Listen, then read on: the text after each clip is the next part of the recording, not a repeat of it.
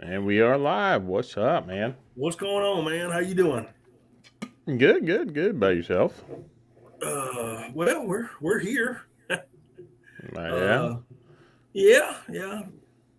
Been working in and out of the office. My home. This is my office, so working out of the home office past 2 days. I'm gonna hit the road tomorrow for work. I'll be gone until I'll get back Saturday. So Okay. yeah. You going to be doing any scouting this weekend? No. I'm gonna be working. I'll be close to places that I want to scout, but I won't be able to have the gear. I won't be able to take the gear that I want to Gotcha. go do that. Hey Novi, how you doing? What's up, Novi? How's it going, man? But I mean, we still got until as far as the South Carolina season goes, we got until November. The week of Thanksgiving. So there's no reason to go looking for ducks. The only thing I would go scouting for now is looking for vegetation and you know possible spots. But I've got a phone right here that has a whole bunch of pins in it. So, you know, um, we'll be doing that closer to our duck season. So Gotcha. Yeah. So, now I may go sit a tree stand Sunday, but I don't know yet. Uh, nice. I don't know yet. I gotta get up with my brother-in-law.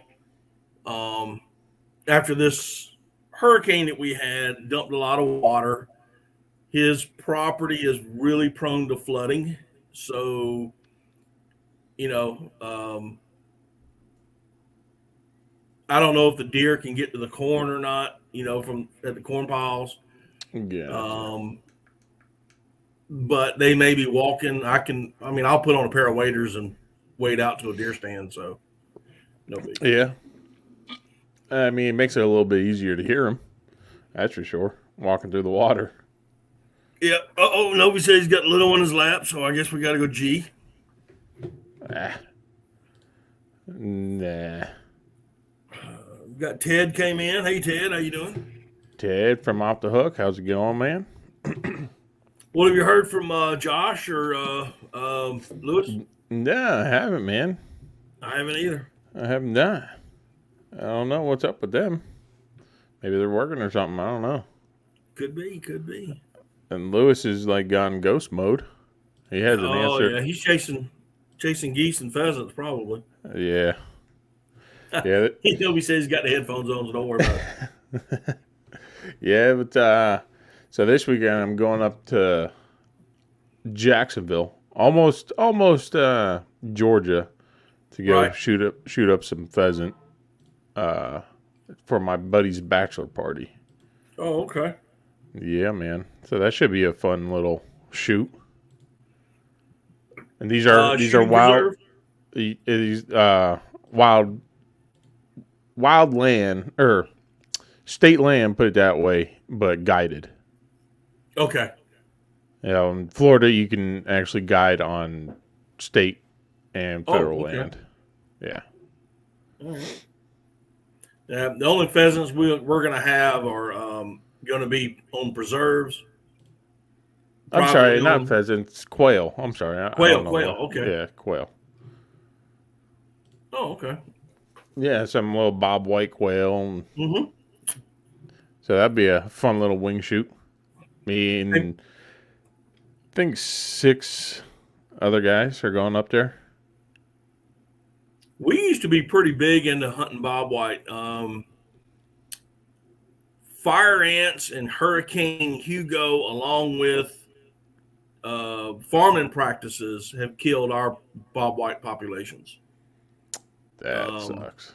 I mean, to the point where, when I was growing up, my typical November Thanksgiving day was very simply this: we would go to a local swamp, we'd wade in, we'd shoot a limit of ducks, and that would consist of mallards, could be wood ducks, but mostly mallards, pintails, black ducks, and wood ducks. That's what we can, that was pretty much the norm. We would then wade out of the swamp, go back to the trucks, put the ducks in the back seat or on the floorboard because they didn't have back seats in trucks back then. Put them on the floorboard, and then we drop the tailgates and we put the bird dogs down, and Okay. we would run the bird dogs around, and we would flush up uh, at least 4 to 5 coveys of quail, anywhere from 20 to 30 birds per covey. Hey. And we would shoot, if it was a big covey, we would shoot the rise, and then we would go hunt the singles and doubles only. If it was a small covey, we'd flush it up and then go hunt the singles and doubles. And we would come out with a limit of quail. And then we would go home, maybe shoot a rabbit on the way out, fox, squirrel, whatever, and then get home, clean everything up, eat Thanksgiving dinner. And if we weren't too tired, we'd go back in the afternoon for a dove shoot. Okay. That ain't And bad. that That's a was me. that's a That was me growing up, dude, in South Carolina. And people today, your age group, if you were here in South Carolina, then you would be like, that ain't happening no, no we don't, more. not anymore. I said, no, you're right, not anymore. I mean, but we used to, bird hunting was a big deal. Now, when I say bird hunt, I mean quail. Hmm. So we call it bird hunting, and it was a big deal in my county. I mean, huge deal. There were always a field trial going on. There was always, I mean, you had the elitists over here, which were deer hunters, and back then, if they killed 1 or 2 deer, I mean, they would parade it down Main Street because we didn't have a big deer population. But the quail hunters and the duck hunters, we were the crazy people.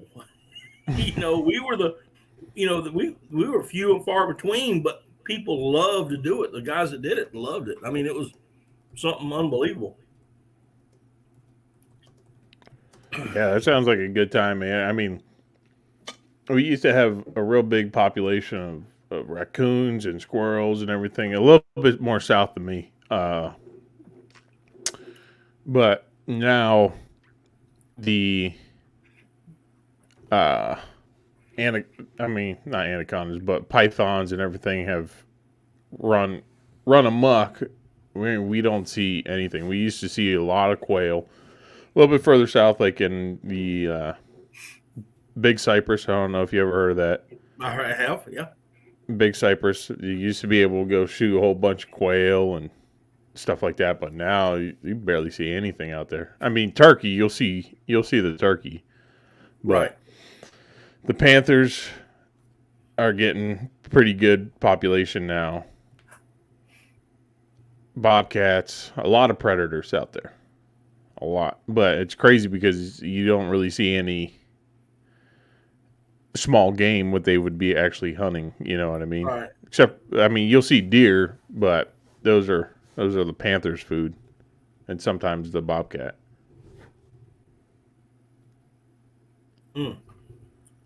Yeah, they say we have some panthers. I've never seen one here. Um, that's always been an argument in South Carolina. We do have them. We don't have them. You know, some people say they've seen them. Some people say they don't exist here. Who knows? Yeah, I hear you. I've seen a couple down Who is here. Frog Pond? Whoever you are, hello. Uh, I don't know.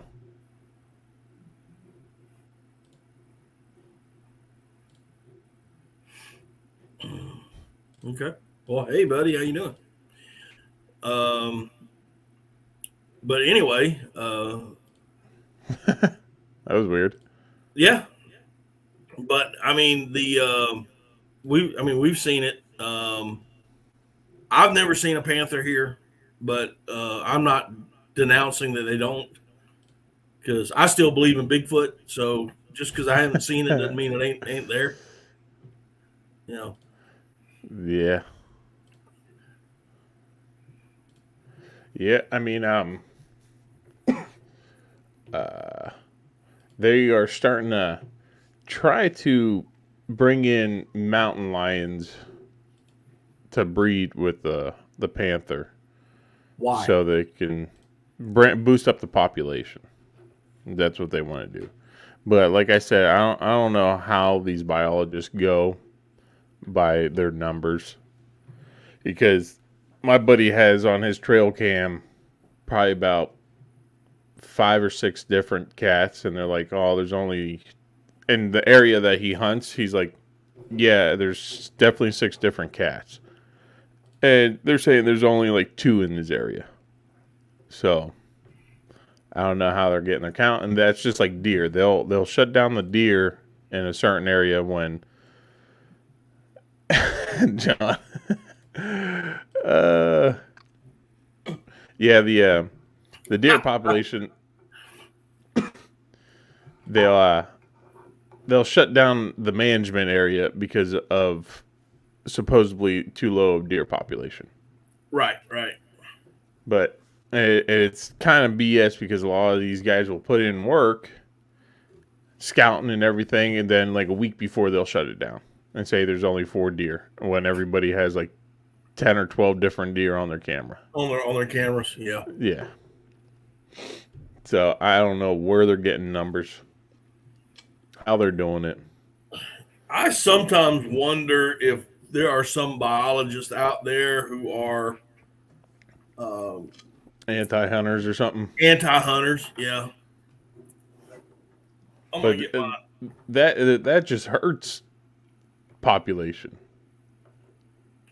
Yeah, I mean, New growth, man.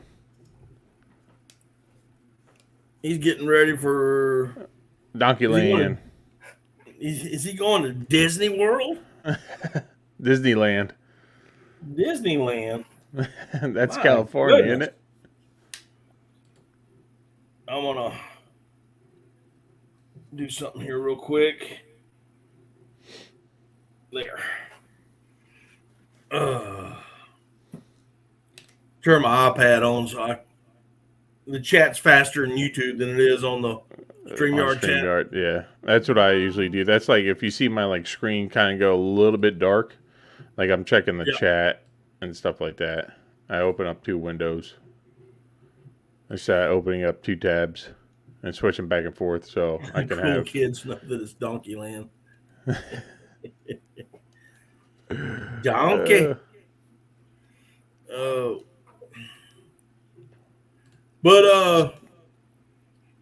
I was hoping the other guys would be here because I had a couple questions and for them, you and them, and everybody, But I'm gonna ask the chat too. For those that duck hunt, do you do you run a dog? Do you have a dog? Me? No, I don't run any dogs. Usually people don't. Very select few down here will run a dog,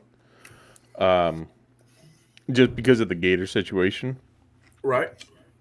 The most people bring out their dogs when the temperature hits probably around like 50 degrees, like mid 50s. They'll bring out their dogs. But I do not run a dog. My buddy does. I don't know if you've seen the videos of that silver lab, Mm-hmm. but he runs that dog sometimes. But whenever it's hot out, we do not bring the dogs out. You wait to a certain water temperature. No, just air temperature, really. 50 degrees out, and so the Yeah. gators disappear. They're looking for Okay. high and dry, so they can sunbathe all day. Right. Because they are nocturnal animals, and they cruise around and use up all their energy at nighttime. And so that's why they're out looking for nice, dry, warm sun to build up their energy for their nighttime little scavenger hunts. Right. And this will be my 4th year without a dog, and I mean, I had to retire one. I have 2 labs. One was never trained. Um, my family got that dog when I was overseas. They never trained it, but my dog was trained. She passed away in July, so um, I retired her about 4 or 5 years ago, and I was not going to get a new dog until she passed. Because I mean, we had 3 dogs in the house. I mean, so you can imagine, Yeah. you know, um, but we're talking now about getting a new dog and getting a new puppy for me to train. So I am starting to look. Um, I have 3 dogs in mind. The traditional lab, which I've always had a lab. So I've always been a lab guy, uh, but if I do get a lab, it'll be a yellow lab again. Um, Oh, I think their temperament is better than the other color phases.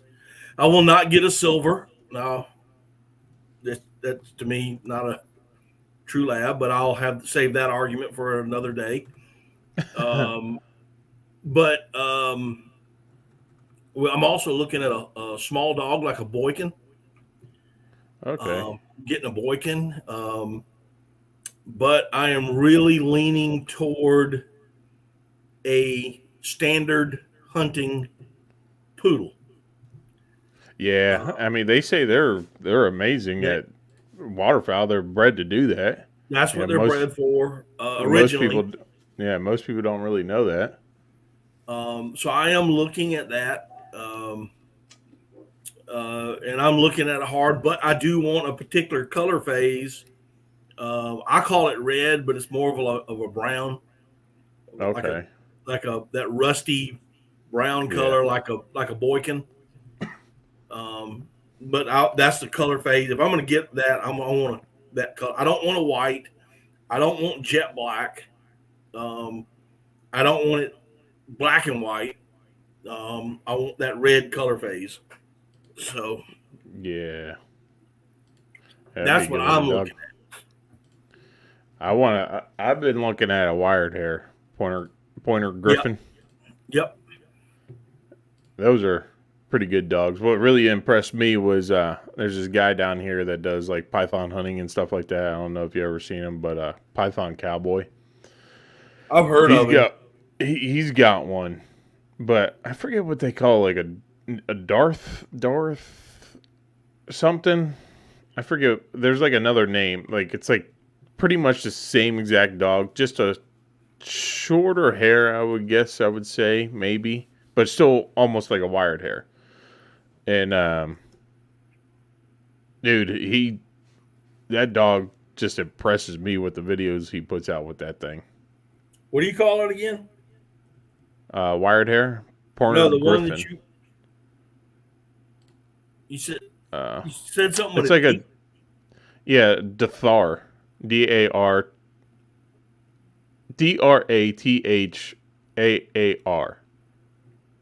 Dathar. Day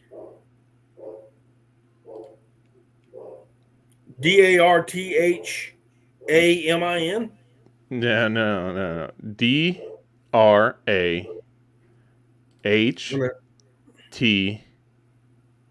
Wait a minute.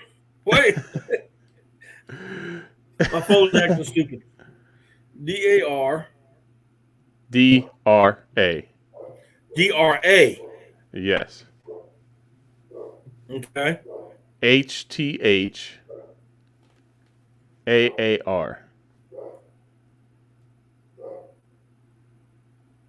Okay.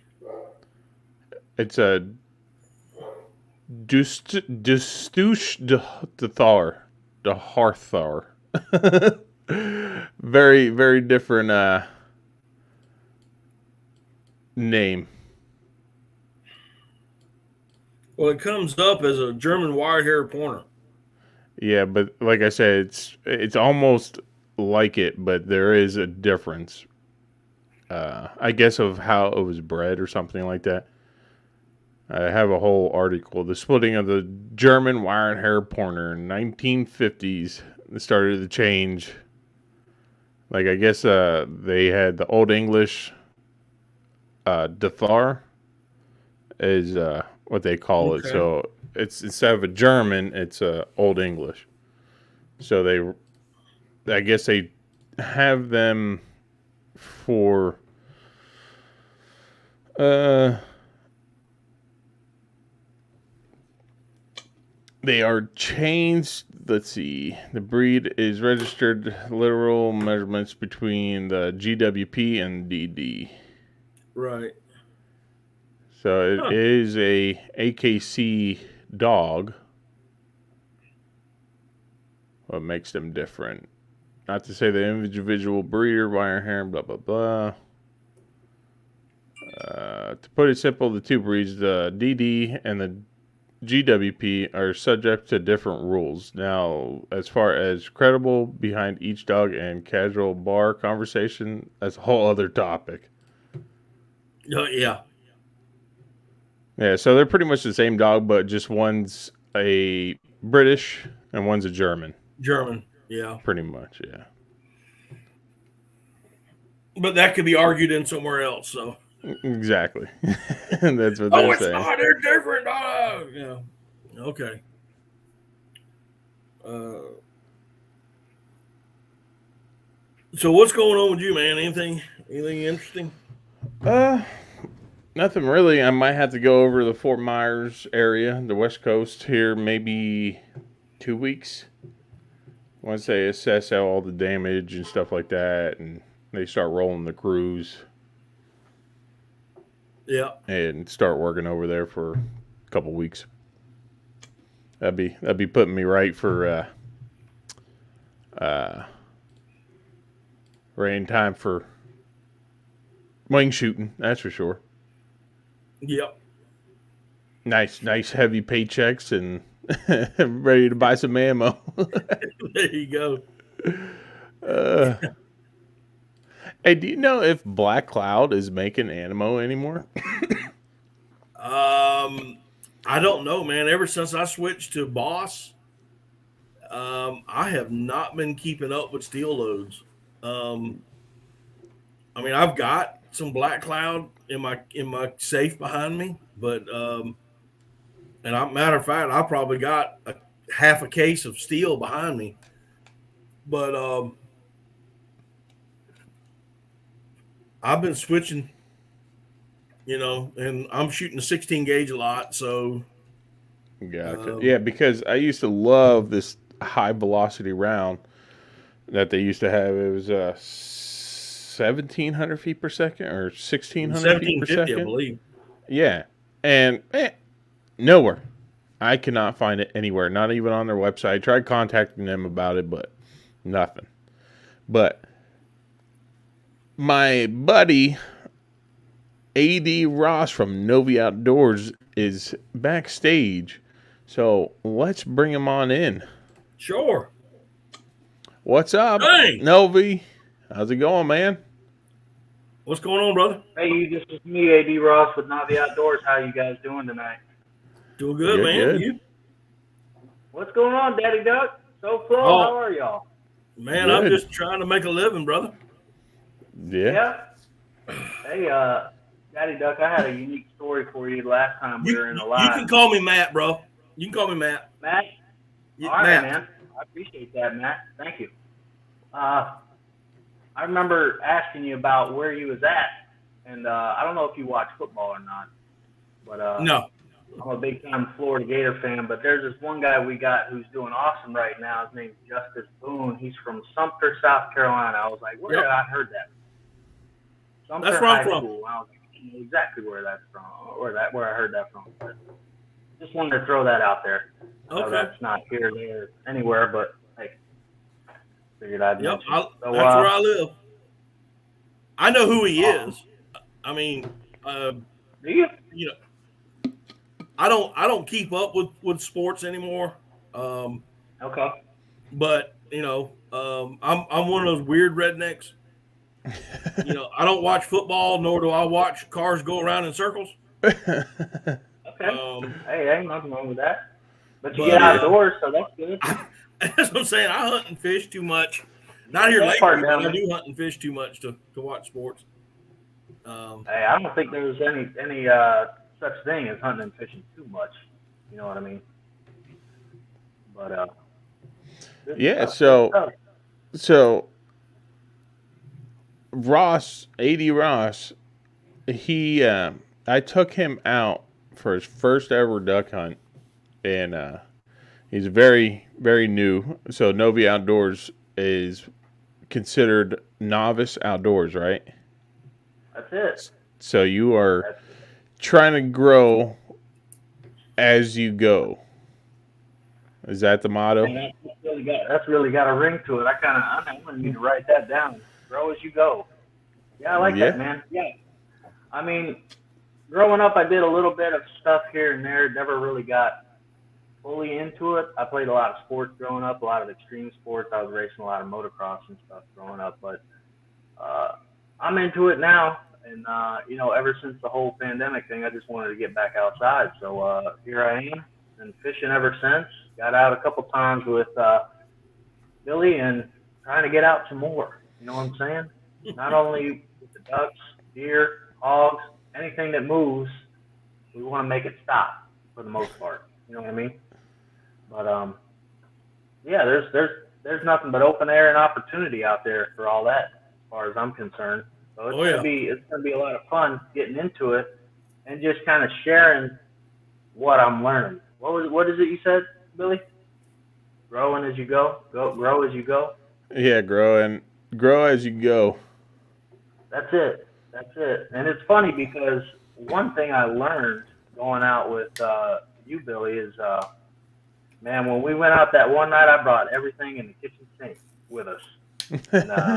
And Billy was talking about he had some ideas he wanted to talk about. I don't know if he wanted to talk about the blind bag, but Oh and I've yeah, yeah. consolidated everything. Uh, I'm gonna be bringing like a lunchbox thing next time we go out. I think that'll help. I definitely still want to get some of you guys on the hook in like an interview style, I guess, kind of like we're doing here, but just seeing where y'all got started, how you got your foot in the door, just learning everything I can so I can share it. You know what I mean? Oh yeah, yeah, Oh man. yeah. At least the next coordinates, right, Matt? I ain't gonna be sharing that kind of stuff. No, no. Yeah, I don't share coordinates. I But yeah, I get that question a lot. I mean, like, where can I go to shoot a duck? And I'm like, it's Your local waterfowl. pond. outside, Go, that's yeah, just there. and I understand the question. I know a lot of people want to learn, or but you got a lot of people who are trolling you, and they're trying to Yeah. figure out where you're killing ducks or where you're not killing ducks, or anything else. And I'm like, my biggest thing is scouting. And there's a scouting is your biggest tool. I usually scout the hardest during the summertime. Believe it or not, that's when I'm Really? normally scouting, and I'm going Now to you don't think spots. I'm going to I don't mean spots that I know, or I want to figure out how to get there, and I want to be there in the daylight. And I'm not looking for right. ducks. I'm looking for food. Yeah. I'm looking for food. I'll sit up on the side. I'll get to a place and I'll sit there and say, okay, I want to hunt this later in the year, but I'll sit there for a couple of hours to see how much boat traffic comes by, to see if anybody comes through there fishing, or anything else. Because if they're not, I'm going, okay, this could be a good spot. This could be secluded enough to do this. And then when the duck season rolls around, as it gets closer, it's usually 2 weeks out. I start scouting again. Within that 2 week period, if I can. Depending on work. I mean, I do work for a living. YouTube I don't make enough on YouTube I know that's right. I mean, I got a paycheck this month for September, and it was the first one in 5 months. So, Oh man. and I'm monetized, and I'm like, Yeah. a solid $200, baby. There you go. Oh, There you go. 100. 100, buddy. I mean, I hit the margin, and Yeah. but that's my biggest question that I get. But I can tell you, scouting is number one. And if you're gonna scout, I don't know. Do you deer hunt at all? Do you deer hunt or turkey hunt? I've a couple times in the past, but Okay. I'd say no at the moment. All right. So if you want to scout for deer and turkeys, the main rule is to ease into the woods, to walk around in the woods, looking for sign, looking for scrapes, looking for rubs, looking for trails, and you're not making a lot of noise. You're sliding in, you're sliding out. Same thing with turkeys. Right. Treat ducks the same way. Yeah. The biggest thing I see is, and I own a mud motor. Okay, I have a mud motor, and they're loud and they're obnoxious, but they get me places that this fat boy just can't walk to anymore. Sound like a Harley going down the trail. It does, but when I get close to an area that I want to hunt, I stop. Bless you. I stop and I let the woods quiet down, and then I'll ease in either with a paddle, push pole, trolling motor, or I'll walk in. And that's how it should be done. And a lot of people, you see them riding and they're blaring music. These kids put their stereo systems in their boats. See, that's how you find out where the ducks were, man. Yeah. You spook them off the roost, you know what I mean? And if you're going to hunt late, get there early and hunt late, because 90% of the people won't stay past 9 o'clock. Oh, yeah. Yeah. They won't do it. They get up and go. They'll leave. And, that's like pretty much like what I do. Like, I mean, so the area we hunt, Novi can contest to it. Like, it's a hit or miss. I don't know why, but it's usually Thursday, Friday, Saturdays are the good days to hunt out there. Sundays are usually dead. I don't know why. And you won't have anybody out there. Same thing with Friday, Saturdays. Like, you'll have the same amount of people you'll have on Thursdays, but you won't have the birds. For some reason, I don't understand it.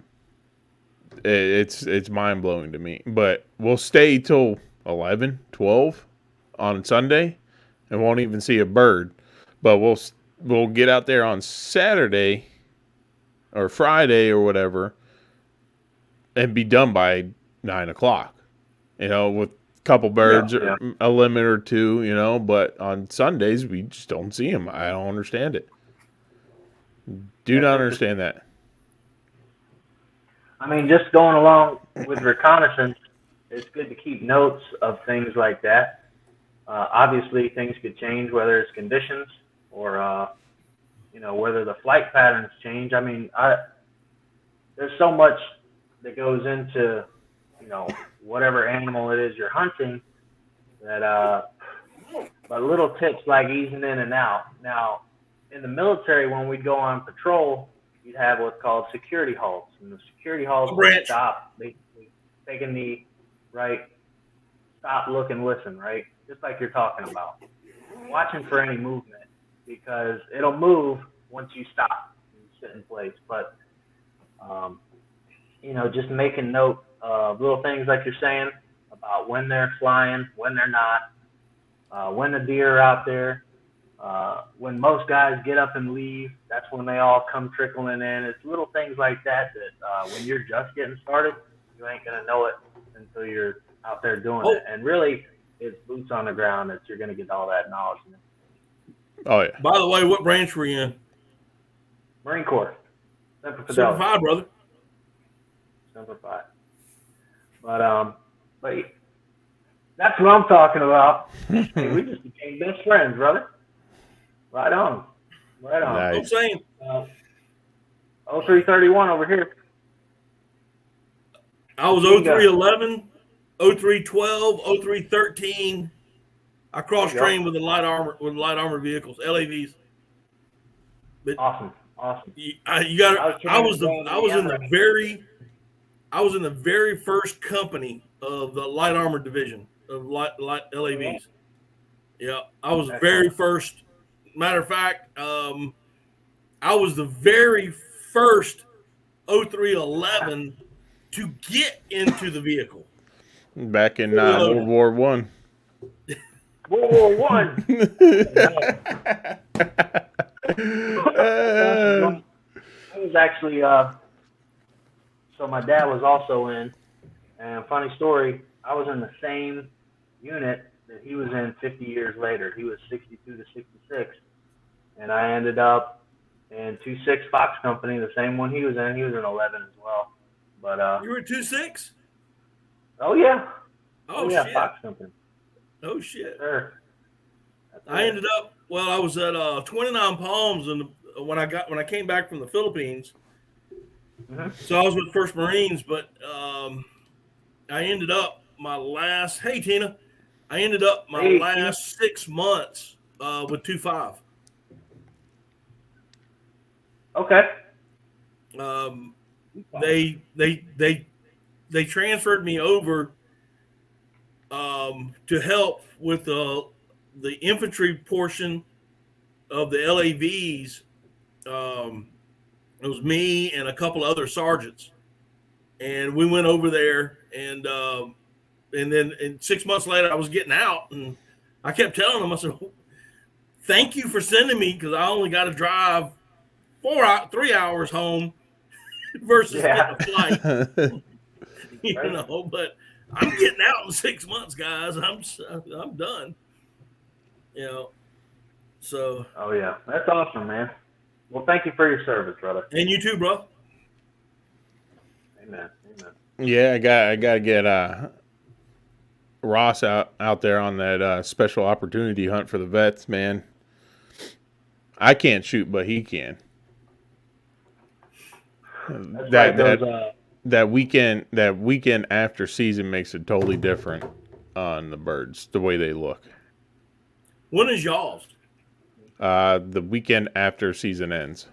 Yeah, that's when ours. We have 2 weekends. Yeah. Yeah. The first 2 weekends in February. Okay. Yeah, those weekends make a completely different. Yeah. I did it. I was only able to hunt one of the hunts last year, and the hunt we went on, it was kind of a last minute deal. Nobody did any scouting on it. They said there's been birds there before, so there may be birds there now, kind of deal. And we didn't do anything, but the year before, man, and I was not filming that day. I was by myself. Nobody wanted to go. I had my license, my DD-214 in my in my bag, just so I could prove I was in. And that weekend, man, I smacked them. I mean, and I had no film whatsoever. I didn't film anything. But that's usually how it goes. Yeah, I put smack on them, dude. I mean, they were coming out of nowhere. And I hit the call. I mean, mallards, you name it. It was a great hunt. That's awesome. I want to get me a mallard. That's for sure. Oh yeah, because we don't have them. Yeah, we don't have the mallards down here. But like I said, it's kind of weird because they stop in like Orlando. Yeah. So I don't understand. Around Disney. Well, I got buddies up there that hunt ducks in particular, and I know you were talking about the dogs. One hunts with a dog, but they're steady slaying them up there. And there's a couple different places you can go on the refuge, the Merritt Island Wildlife Refuge. You can get out to. But yeah, I'm just trying to Well, get out there you, and s- get you're, that salmon.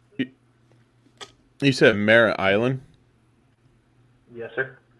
Yeah, that's see that there's this thing about Merritt Island. It's kind of like a STA, and so it's a permanent hunt. So a lot of the guys, because you still can get access through by boat.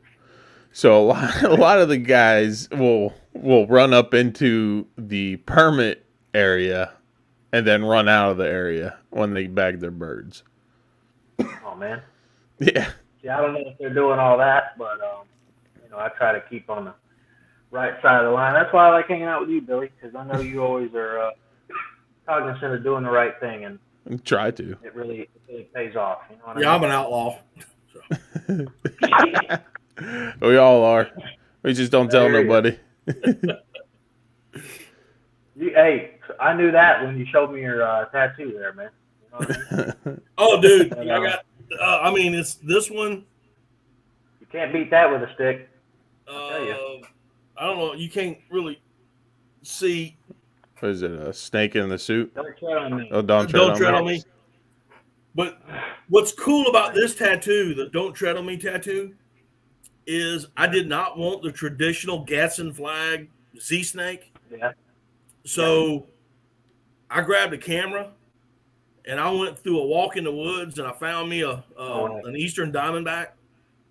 Okay. And I literally got on my stomach and took pictures of this snake coiled up. You know, in the he strike was not position. happy. And I'm just sitting there, just getting as close as I can and zooming in and getting that picture. And That's awesome. but the only thing I added to that snake was I put 13 rattles on it. Okay. I had the guy put 13 rattles for the 13 original colonies. So Cool idea. I mean, yeah. I like that. I like that a lot. I ain't showing you the rest because you don't want to see all this. You don't want to see all this Back here that I awesomeness. still yet to finish.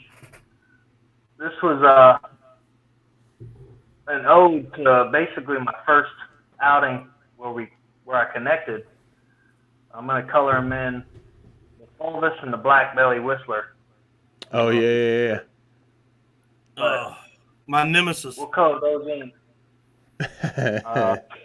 Yeah, I learned the lesson out there then because did some wrong things, but Billy helped me right the ship, so we won't do that again. We'll just say that. Yeah. Don't shoot! That's a fulvus. Don't shoot! Yeah. I say Dustin just and Hey, Rustic. Rustic Outdoors, how's it going, man? Yeah, that's hey, what's going on, Rustic? the only puddle ducks and that I have not shot yet is a cinnamon teal and any of the tree ducks. Yep. I have not shot any of those yet. The furbalus or black belly, Really? and a cinnamon because I've just never where the cinnamons are. So Yeah. you know they're a West Coast bird. So you know We get them down here. It's you crazy. Billy was straight Yeah. dusting them. Dusting Yeah. clouds of black belly whistles when we were out there. Yeah. That was a good shoot. The decoys that they would fly by.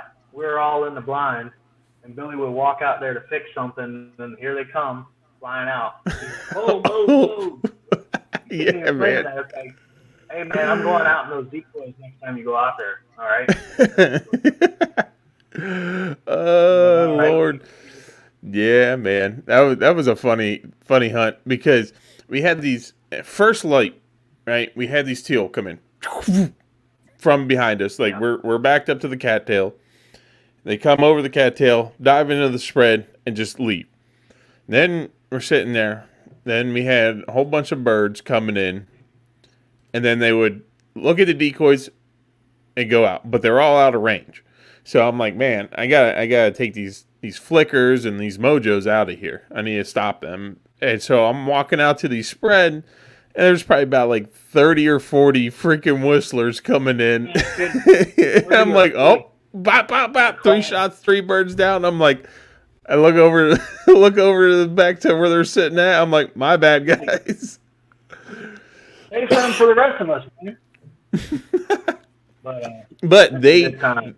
did. fun. I tell you what, they did not want to leave that spot. They did not. So they would set down like 300 yards from us, pick up, come close to us, circle around, go back to the same spot, sit down for like 5 minutes, pick back up, come back over to us, fly around just out of range, and sit back to where they were sitting. They kept on doing that all day long, and then the fulvus started coming in thick. I mean, there was a ton of fulvus that day, ton of fulvus. I mean, we were seeing groups of fulvus like, what would you say, Ross? Probably about like what, 10 groups of like 6 or It was more. a good amount, and Yeah. Because everybody shot their limit of fulvus. Yeah. We're like, hey man, you got all the black bellies out there, so save some for the rest of us here with these fulvus. Yeah. The We'll take hobo one, I will. the hobo handlighters in the chat now. How's it going, man? I'll see the whistlers. We'll see the whistlers in September during the teal season. That come regular season, gone. They're gone. Yeah. Yeah, they all come down here. We're right there at the end of that hunt, as we were walking out. Billy around the corner, like, check this out. Yeah, we saw. Yeah, man, it's sitting over there, and I'm back behind these guys. We were toting the kayaks, and they had shots clear as day. And then we crept up on them, and then just I guess it was like the perfect time. They just and then just boom, boom, boom. Billy got him. Yeah, it was probably about like, what would you say? Probably about like 200 teal. Oh yeah. And that group. A ton of them. Yeah, so we're sitting there. Yeah, I don't know why. Like, so we go in the slough that we were in. We went like all the way into the back. And we're sitting there, and my buddy dropped me a pin because I told him kind of like where to sit up, and I didn't know if there was any birds there, but I had seen birds in that general vicinity. So I dropped him a pin because I didn't have a quota hunt for that weekend and couldn't make it out there with them. So Ross pulled the permit for the weekend after, so that would be the last weekend of the season. And actually, it was the last day of the season we went out there. So my buddy's like, hey, my buddy said, hey, sit up over. This is like the pin, but so the maps kind of looked all funky. So he was where he dropped the pin was like in the middle of the cattails, and we're like, that's not right. But this is the general vicinity. And he's like, there's a ton of teal there. So we're like, maybe he's talking out back. So we go out back, we get into the fulvus and the whistlers, and so we go and we're sitting there, and then we just keep seeing all these teal dumping out front. We're like, all right. And then when we pack up and start walking out there, we kind of figured out that they were sitting there, and we pretty much just jump shot them, which was the fun. I wish I had your rounds in the gun. No, Ross, because you had what was that, 7-shot? Or 6-shot or something like that? Yeah, the 6 or 7-shot, something like that. But that would have been perfect to lay them birds down.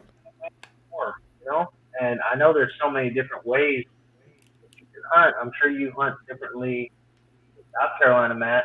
I mean, when we were out there, it was 30 degrees, and Billy over here was straight up picking up fish that were like stunned because of the cold. And it was like, wait, what are you doing? Yes, I do, hobo. But yeah, man. Yeah, that was a cold day. It was chilly, and Billy gets out of the truck with Crocs on, man. I was like, what are you doing, man? He's like, I'm comfortable. I don't know what you're talking about. I was like, all right. Yeah, that was actually a cold day. Once we started sitting in the water and waiting, being very stagnant, I started getting a little bit cold. Oh, It was yeah. what? It was what? 32 out there? Wow. Yeah. Yeah, it sure was. Yeah. And I mean, it's that's not like you, Matt. So we No, don't no. get that cold. Listen, dude. Matt hit that cold the other night. Our past 3-4 years, I mean, have been just warm. I think we had like 3 or 4 days last year that was actually cold. Well, when my fat butt gets cold, you know it's cold.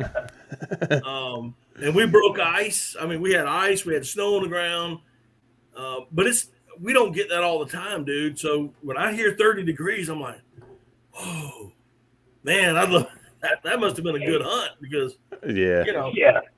It was nice because there wasn't no gators swimming around, and we were out there, man. We were out there. Matt, Hobo Handliner's asking if you make videos.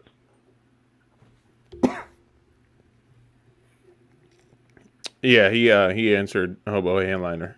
Matt said he does make videos. Yeah. Right Yes, on. Get I on do. there, Handliner. You know, that guy's got a lot of cool stuff. He's out there with a hand line by a company called Daggerfish, which is really nice stuff.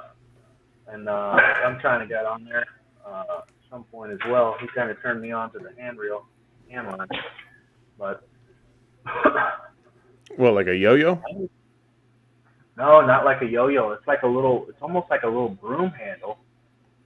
If you pull up daggerfish.com, it's the coolest little company that makes almost like a primitive style. It's great for like going out on hikes or whatnot. You just want to carry something with you, and then you can just stuff tackle in the end of it, and close it up with a cork. It's awesome. He does a great job. Too. But Okay. Gotcha. Yeah. That's pretty cool. share his link there. No, well, that's awesome. I'll share the screen real quick. Where is it?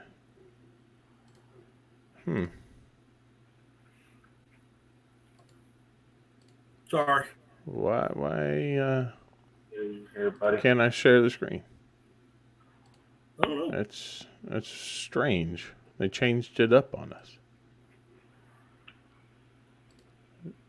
I don't see the screen share anymore. I shared his link I there. don't have in it the, on my side because of It's weird. I don't know what's going on with that. But yeah, it's like almost like a reel on top. yeah, It's like almost pretty much just like a spool. But it is pretty cool. it's nice, man. It's something you could just stuff in your back pocket as opposed to like carrying like a telescopic rod or something. Yeah. And he's catching perch, bass. How long is it? Bluegill. It looks like it's probably about like 6 inches, maybe. Oh wow, okay. Hold it in your hand and just toss it, you know? Hey Mark. Hey, what's going on, Mark? Mark J. Larson, what's up, man? Yeah, the Hobo Handliner keeps telling me I got to get a snakehead on one of those things. That would be a wild ride. Yeah, it's like almost like a yo-yo. Yeah. Yeah, it's a yo-yo. Yeah. Like I see like a lot of the Spanish dudes down here, they'd be hand lining little yellowfin snappers and stuff like that. Some mangrove snappers on the yo-yo, which looks like an incredible fight. Like that Cuban yo-yo, it's almost like a... Well, they're more like almost like this size. They're probably about like 4 inches in diameter. Okay. Yeah, there's a company that my father-in-law was telling me about. It's called Yoyito.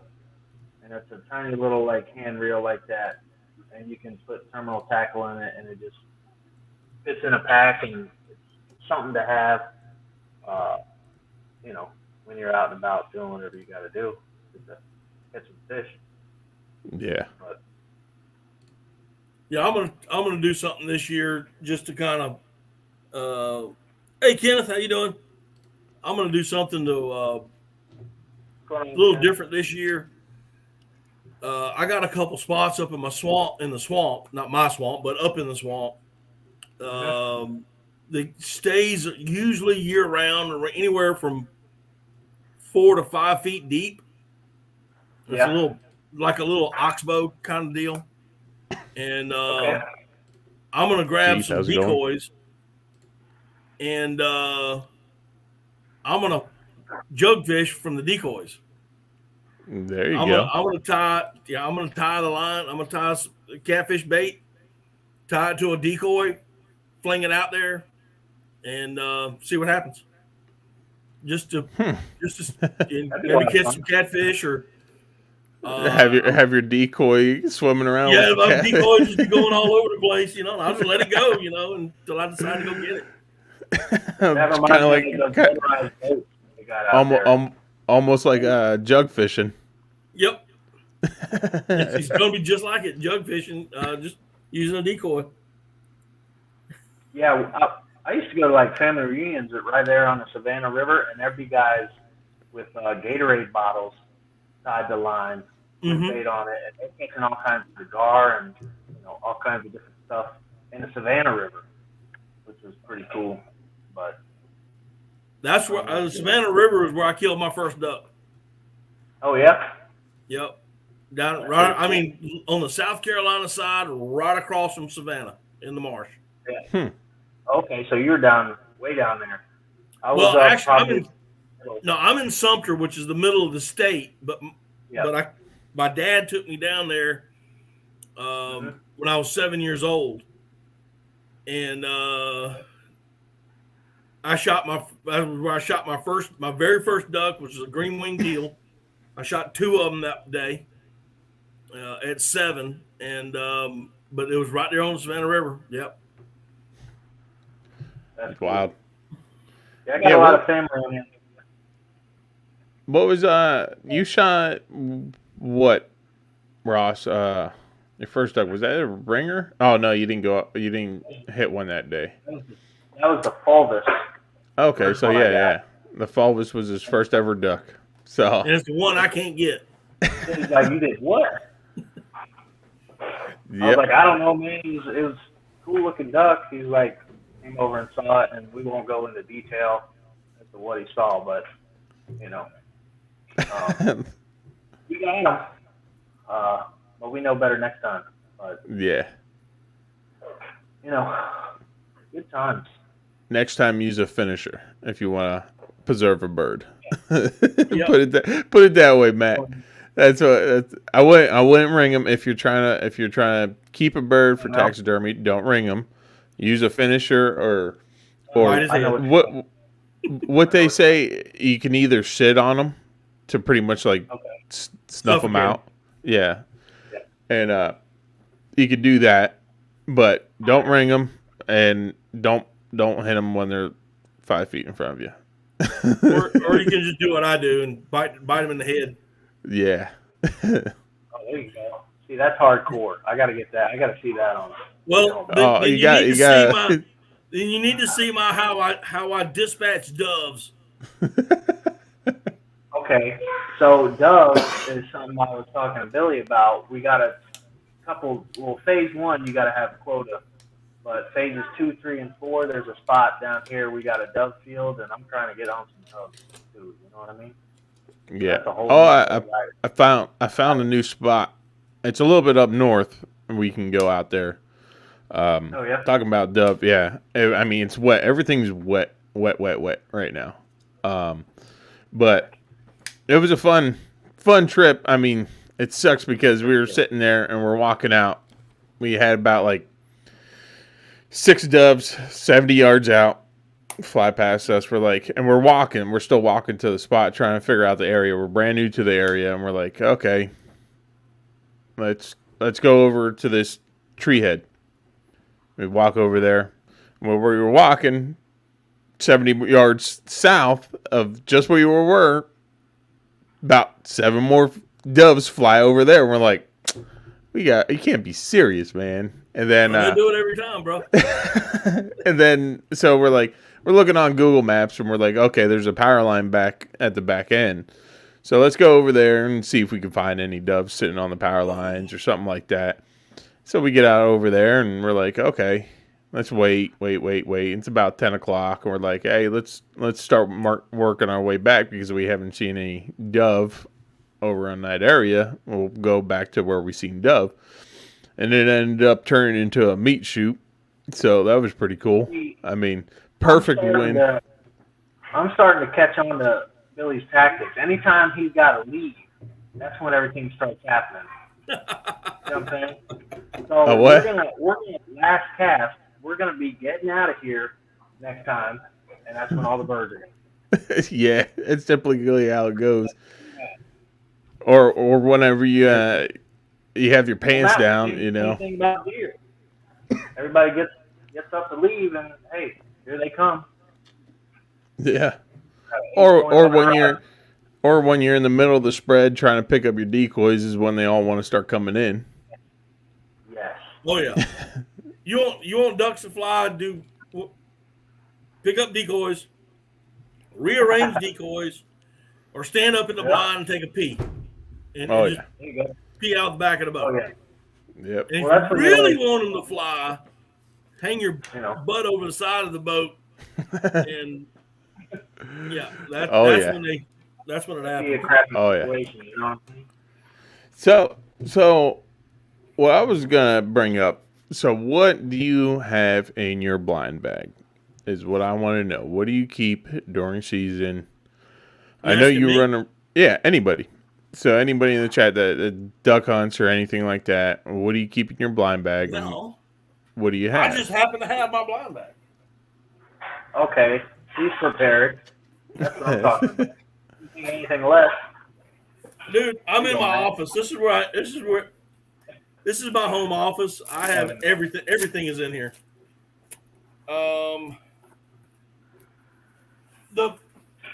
This is the blind.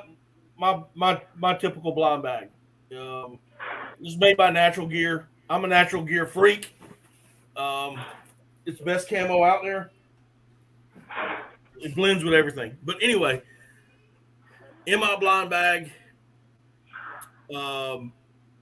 besides shells, which is going to be Boss, I'm going to carry an extra pair of gloves. I'm going to have my calls are going to go in there.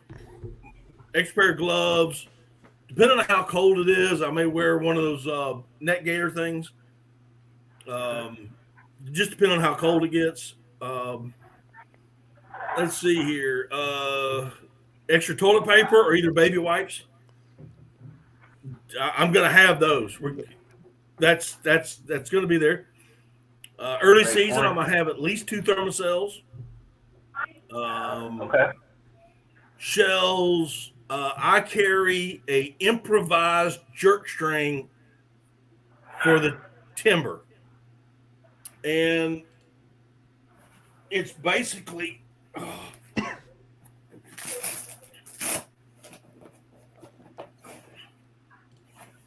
this right here. Now, I carry 2 jerk strings in my boat. Okay. They're in the boat. They're in my dry well. Sometimes I'll get in such a hurry. I'll put the decoys and stuff. I'll get the decoys out, and then I'll go stash the boat, and then walk all the way back, and then I all of a sudden realize I don't have my jerk string. It's laying in the water.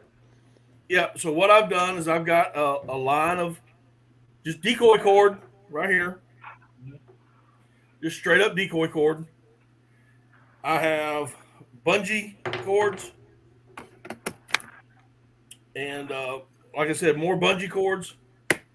And somewhere in there I have an eye screw rather, that I will screw into the base of a tree.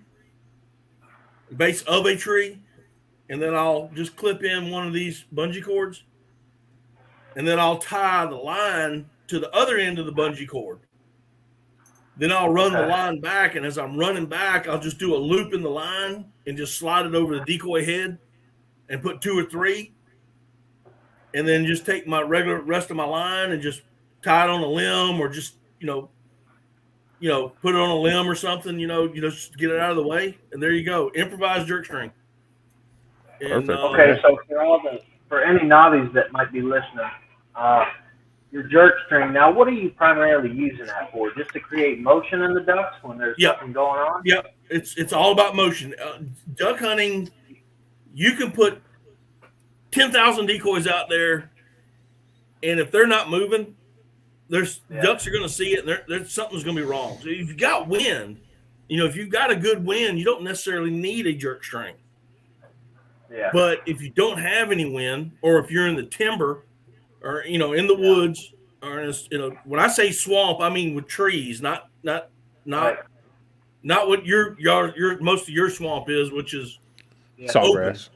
Yeah, sawgrass and more sawgrass. So I can totally picture it right there. Land that Mossy Oak makes is perfect for that kind of timber, right? Yeah. And your ducks are constantly moving. I mean, constantly. Right. And you want to have those ripples on the water to get your other decoys going. I run 2 jerk strings. I run them one on one side of the spread, one on the other side of the spread. I bring both the lines together. I tie them off at the tree, and I just grab them. When I jerk on one, I grab a hold, I jerk, both of them are moving. And, I have 3 or 4 decoys on each jerk string, and it's just creating a lot of water movement. Now, another naughty question is, are you using the same kind of decoys on both sides, or how are you setting up that spread with different types of decoys? All right, so I am switching over to a decoy called Lifetime Flex Float. If I had them in here, I'd show them to you. You can see them on my channel. But the company, they've now renamed themselves. They're called Heyday. And they make a decoy that is made out of the same material as your Crocs. Yeah. You can shoot them. You can run over them. You can step on them. They will not sink. The hydrofoam. Well, whatever this CVA foam, I think is what it's called. Yeah. It's the same material that Crocs are made out of. I've shot them. I've stepped on them. I've run them over with a 4-wheeler. You cannot damage them. The only thing I know that can tear one up is a 6-month-old lab puppy. That is the only thing that I know that can tear these things up. So all my decoys right now are made by this stuff, but I do have some plastics. Like I got 4 wood duck decoys that are still plastic. Once Heyday comes out with wood ducks decoys, I will get rid of those 4 decoys. And but I always have wood ducks on a jerk string because that's primarily what we shoot around here. So I'll always have them out, and on one side I'll have a set of mallards. And have my mallards. When it comes to, I have a whole thing about wood duck hunting. Tips and tactics that I have. I've been chasing ducks for 50 years, so I've found some things that actually work. Unfortunately, I live in a state with very few ducks anymore. Yeah. And you're just covering all the bases with both wood ducks and mallards, right? I'm just covering, and everything. And just familiarizing any ducks that could be flying in. Obviously, you've got known ducks that you say come around. But always remember this. Decoys, the decoy companies, and I want to be sponsored by Heyday so bad I can't see straight. Decoys are not made for ducks. Yeah. They're made for the hunter. Yeah. That's why they look so pretty. But I know for a fact, because I did it when I was a kid, you can shoot ducks over black Coke bottles or black milk jugs. Yeah. you can kill them, and I mean deadly kill them. They will decoy into those jugs. Big Tiny's in the house. How's it going, Yo, man? Tiny, what's up, bro? Hey, what's going on, Tiny? And so decoys are actually made for the duck hunter. Now, why do I like Heyday? Simply, they're built for a lifetime. They're simply built to last you a lifetime. You can't sink them. You can shoot them. Yeah. You're going to laugh at that, Matt. I'm old, dude. I ain't gonna lie. Got a lifetime worth of knowledge. Yeah. Almost two. Man. I think the day that I die, I'm hoping I'll be on a live stream because that'll be the biggest view that I'll ever get. Amount of views that I'll get. Man, the man had a heart attack on a live stream. Seriously, let me find it. Damn if he didn't. It'll go viral. Them Heydays look good. There's this old. That's like this old guy we have out on the place where I hunt, and Santa Claus is older than 100. Hey, Hobo, if you scroll through my channel, you will see Santa Claus. I'm just saying. Oh man, that's funny. But yeah, man, there's this old man that is always out there during season. He's out there almost every day. I call him Father Time because he has to be in his late 80s, early 90s. And the game warden's always like, hey, if you ever get a call from me, or you got to go pick up old man Gerald. And I was like, oh, God. Because he's funny as hell. Like, I'll ask him, hey, man, how'd you do today? Oh, or no. I'll ask him, like, because he would always park on the side of the road, down the street, tailgate open and everything. He had his little old van, or he has a old Chevy Trailblazer. I'm like, hey, man, how'd you do? Or is everything okay? Is what I asked, because I thought he was broke down or something. So I was going over there to help him out. He's like, oh, I didn't do too good. There was no ducks flying. I was like, is everything okay, man? You need any help? Oh, I was hunting the big lake. I was like, do you need any help, man? We seen one bird. I was like, okay, man, have a good one. I guess you're right. That's good. That's good to see that, though, you know? Yeah, and I always call him Father Time or Old Man River. There you go, Boss Shells. I'm just, you know, in case somebody from Boss is watching. Yeah, exactly. Set it out there. You know, in my money bag. Love him. Yeah. Product placement. Dude. Hey, you're going to have to mark that. You're going to have to mark that. Yeah. Product placement. That's funny. I actually got picked up by Tidewee, so I should be coming out with a couple videos from Tidewee. Congratulations again. This is awesome. This is their little battery pack that hooks up to their waders. Oh, that's cool. So silly. Can you charge your cell phone with that? Yep. You can charge your cell phone, run your GoPro. That's another lesson I learned on hunting. Billy, you remember that? You remember when you tricked me? The what? And I had you remember when you tricked me and I had my battery pack in the front house and you're like, you can put it in your pocket? I couldn't believe that, Matt. This guy just came up behind me, kicked my foot behind my other foot, and I went down. Right into the water. I was about 20 yards away from you too, you know. I ran up real quick and kicked the legs out from under you. I like my story better. You know what I mean? No.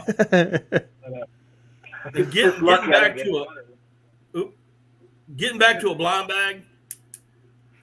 Multi-tool. I'm gonna have 100%. My Leatherman in my blind bag. Oh yeah. Even though I travel by boat, usually my boat is close. I have a complete toolbox in my boat. I can't tell you how many times that I've had to use a Leatherman, and I didn't want to walk back to the boat because it's usually about 100, 150 yards away. So, and I didn't want to walk back, and I just needed, a pair of pliers, Yeah. or a small screwdriver for something. I've repaired shotguns with these things. So, wet wipes, Oh yeah. Leatherman, those two things right there, I would say are my essentials. I will have them with me wherever I go. Man, wet wipes. I mean, you have a bidet right on the other side of the boat. All right, You you go ahead and stick your butt in the cold water. And when you get my age, it'll wake you up. It'll wake you up, man. I'm not a young man, dude. My It's shit is dropped. Okay, I go down. But Your voice gets 2 octaves higher. I'll be sounding like Frankie Valli in the Four Seasons. Exactly. Siri, baby. But Matt, here's a tactical question for you, and you as well, Billy. What about first aid? You carry a kit with you? The what? Yes. What was that? First aid. Yes. First aid. Oh yeah. Yeah. Yep. I have. That's got to be one of the top things. I have a simple first aid kit in my blind bag, but in my boat, I have an IFAC. Billy, you probably not know what an IFAC is. Well, it comes with the Turner kit and stuff like that. It's got everything. That is in my boat. If you were to hunt with me before we put the boat in the water, I'm going to show you where it's at and how to use it. I was triple C certified when I was overseas as a contractor. So first aid is a big thing. Has to be. My younger years, I've had to carry guys out that've been shot. They were duck hunting. They weren't with me. They weren't with my party, but we were duck hunting. I've had guys that were shot. My Marine Corps training took over. I was in the boat doing what I had to do for them and getting them, back to the boat land. So I have seen it. I've seen guys get their arms blown off, hands blown off. I've seen all this happen while hunting, not just overseas, right here hunting. So I have an IFAC, a complete IFAC. If you get to my truck and can get into the toolbox, I have a backpack. As a matter of fact, I got 2 of them behind me in my closet. So, I'm real big, and those are complete. I got IVs that I switch out every 3 months. I get new IVs for them. IV bags. Wow. So I'm big. Even with fishing, you got to have something. The Leatherman itself is a necessity while fishing, but just having something that's going to mend and repair any type of injury, small, medium, large, is crucial to anybody trying to get into anything in the outdoors. That's just got to be something you carry just as well as water, Yeah, 100%. Grant, how's it earlier, going, man? We were talking, staying tactical. Hey, Grant, what's going on, brother? Man, what's up, man? Staying tactical. Earlier, I was talking about dogs. And I hate. Listen, and I'm just going to say it. I'm going to say it out loud. If you've got a young puppy, a young dog that you're wanting to hunt, I got no problem with you taking that dog with us. That dog better be obedience trained. When I mean that, when you sit it, it better stay where it needs to sit. If we're hunting the timber where it can sit on a dog stand, it needs to stay on that dog stand. And you do not hunt. If it's your dog and you're training it, leave your gun at home. Oh yeah. Because you cannot hunt. Pay attention to 2 things at once. Yeah. And 100%. I can't tell you how many people and how many friends that I have lost over that simple statement. But I have seen dogs get rambunctious, knock guns over in a blind, mostly in a pre-built blind, where you got 4 or 5 guys in it, or a pit blind. I've seen dogs get shot because they break and they're running, and guy is going to jump up and shoot a cripple, and the dog comes out of his blind side and runs into a load of number 3-inch steel. So if you got a dog, if your dog is not obedience trained, don't take him until he is. And if you're going to be training that dog while you're hunting, leave your gun at home. Leave 100%. It at home. I don't want to. You ain't getting in my boat. I'll be straight up with that. Yeah. So what's in my blind bag? So I keep obviously pretty much almost the same stuff. I mean, I'll keep my extra shells, my Leatherman or multi-tool, and toilet paper, and a extra boat plug, just in case if I forget to put one in. Keep a boat plug in there. I mean, a 12 gauge is a perfect size for a boat plug. If you ever forget one, a 12 gauge shotgun shell is a perfect size for a boat plug, just in case of emergencies. It will fit nice and snug. And so redneck ingenuity right there at its finest. The what? That's redneck ingenuity at its finest right there. Oh yeah. Yeah. But seriously, I keep point to make. You guys ain't gonna know those things or think about it, rather. I can't type in the chat, so Grant has a question, and Hobo is leaving.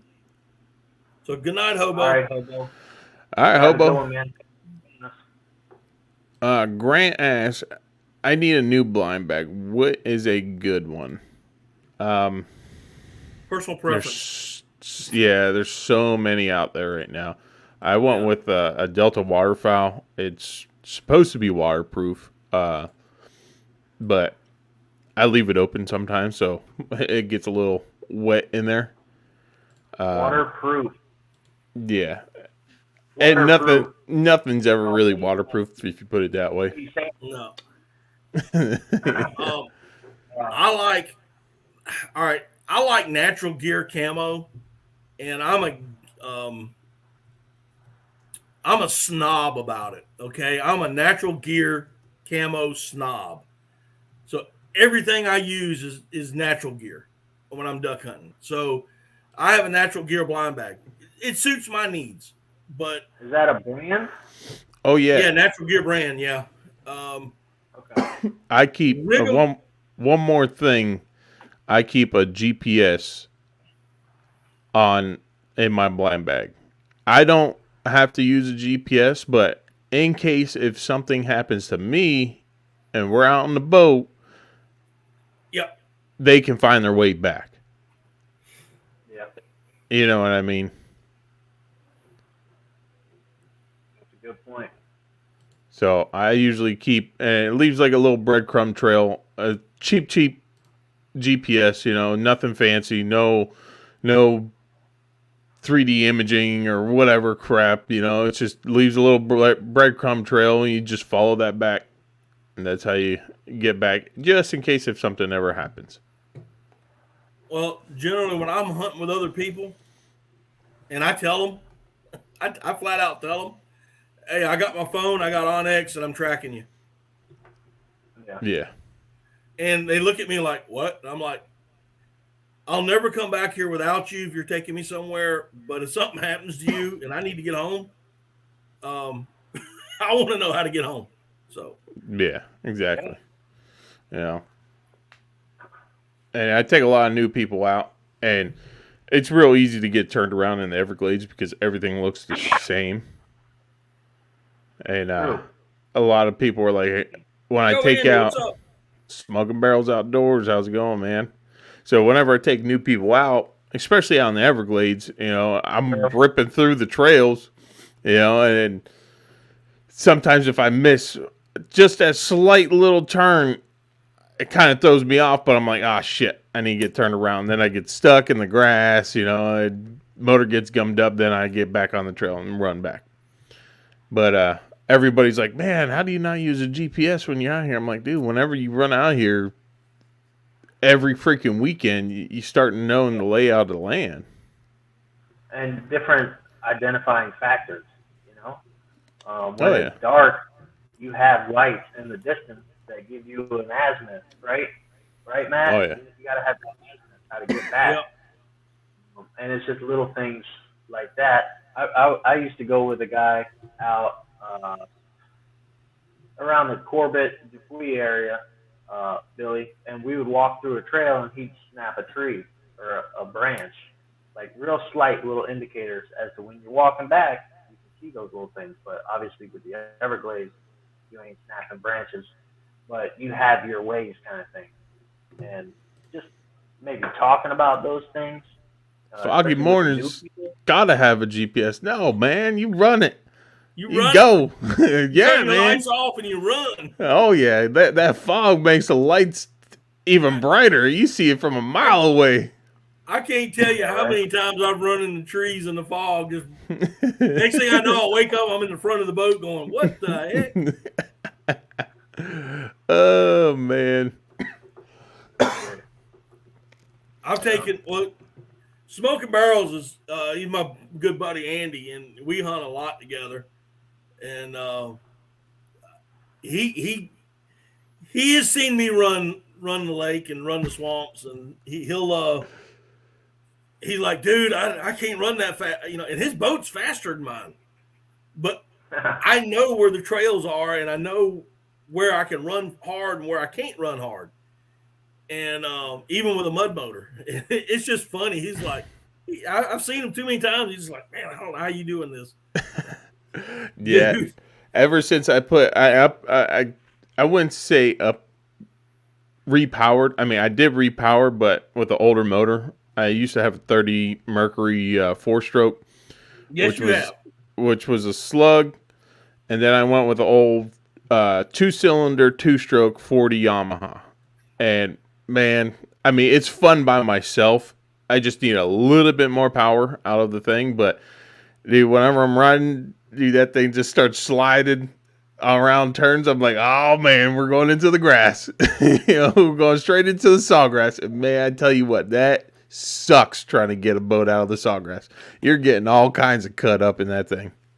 We were, Andy said, I've seen you stuck as well. It just reminded me of, it was one summer a couple years back, and we were going through just a boat ride, just having some fun. I had another friend of mine in my boat, and Andy was, take care, Mark. See you later. See you, Mark. And I looked ahead, and I saw these two trees. I said, yeah, my boat will make it. And I hammered down on it. Whack! I look back. I mean, there wasn't enough water to put the motor down. I mean, it was just like, man, we're stuck.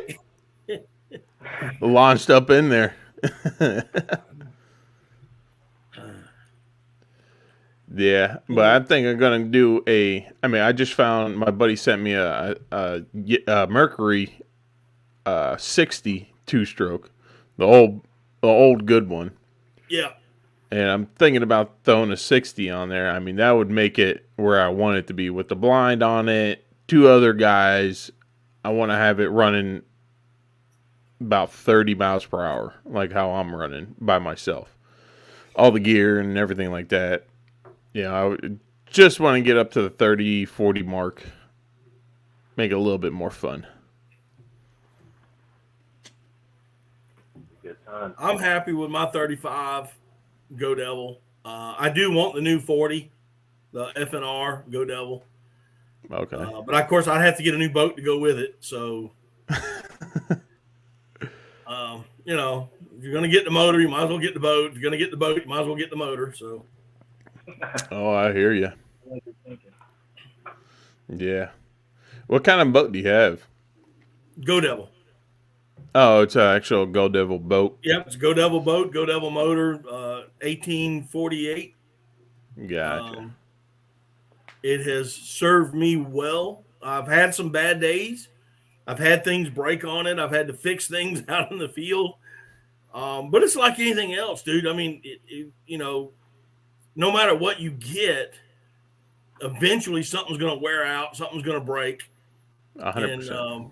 and of course, nothing breaks while it's sitting in your yard, right? It's always while you're out. So Yeah. If you don't use it, you lose it. Put it that that's way. right. That's usually how it goes. Whenever anything sits, it's going to take a crap whenever you go take it out. I mean, Yeah. Andy has pulled me back. I don't know how many times, which is embarrassing enough as it is. I've had other people come by me. Hey, man, can I get a tow? Yeah. I've had belts break. I've had throttle cables break. But again, I run the boat hard. I mean, and things wear out. It is what it is. Things wear out. I don't care what you got. So Definitely. Yeah, I mean, I haven't had to be pulled back yet, which is nice. I mean, I do have a trolling motor on there, so I try to make it where I can get out. But he's got a video of you pulling you. oh yeah, he made sure of that. Nice. But yeah, man, crossing my fingers, knocking on wood, I still haven't been the one being pulled back to the ramp. I've pulled a ton of people back to the ramp, because like the area we hunt, you're not allowed to have a mud motor. Oh, that's not good. Well, they got all the sail kites, and they're ground nesting birds, and what little bit of ground they have, they kind of want to preserve. Put it that way. Yeah. But it's they started allowing airboats out there, and but only certain areas you're allowed to have an airboat. But on the other side of the levee, you can run an airboat mud motor, which is preferred because it's real shallow water. Right. You're not running any deep water like on the other side of the levee, which is like the rim ditch. What we call the rim ditch is probably about like 20 feet. Then you get onto the flat side, it's probably about 6 feet with about 2 feet of muck. And then you get further into the interior, there's pretty much like an incline on the elevation inside the interior. So the further back you go, the less water you're going to get. Our compadres are one forgotten. It's been all in the text messages. Oh yeah, they're finally I don't showing know if up. they're in here right now, but they may be hiding because they don't want to show their face. But Tell them to jump on. I did. I said, "Come on in." Hey guys, I don't mean to be a bummer, but I'm getting summoned over here. But All right, brother. Hey, it was nice Yeah, meeting man. you finally. Definitely, dude. hey, it's great meeting you too, Matt, Hey, Billy, and I appreciate you bringing me out here, bringing me on here. I hope we do this again soon. It was a lot of fun. I appreciate the time, guys. Well, I do a live stream every Monday night, or try to. So Okay, come on in. awesome. Give me a holler. Sounds good. Sounds Yeah, good. man. It's just I a whole appreciate lot you easier to guys. talk to people than it is Yeah. when you can see them than it is to try to talk and have a conversation.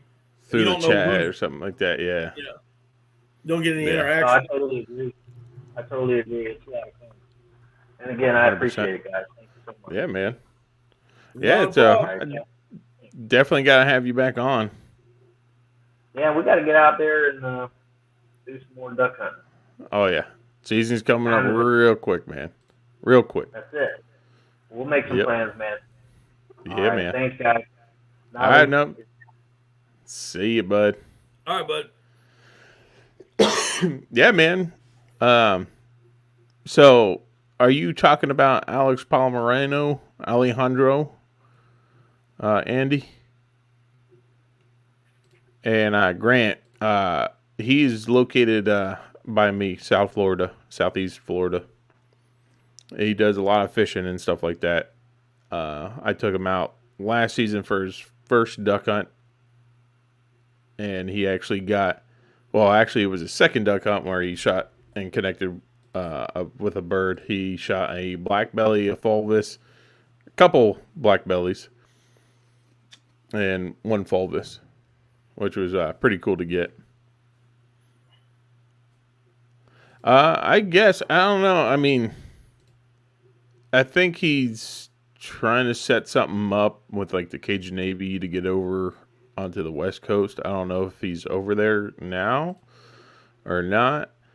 I haven't really talked to him about it, but I know he's trying to get on the over there to help out with the relief and stuff like that.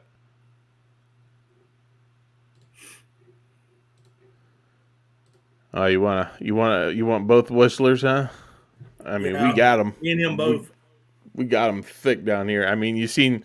I don't know if the thumbnail has shown up, but those are all the, yeah, those are all the fulvus that hang around. You know, the I mean, not the fulvus, the freaking whistlers, black bellies.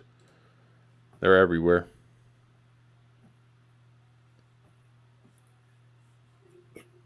Oh. Okay.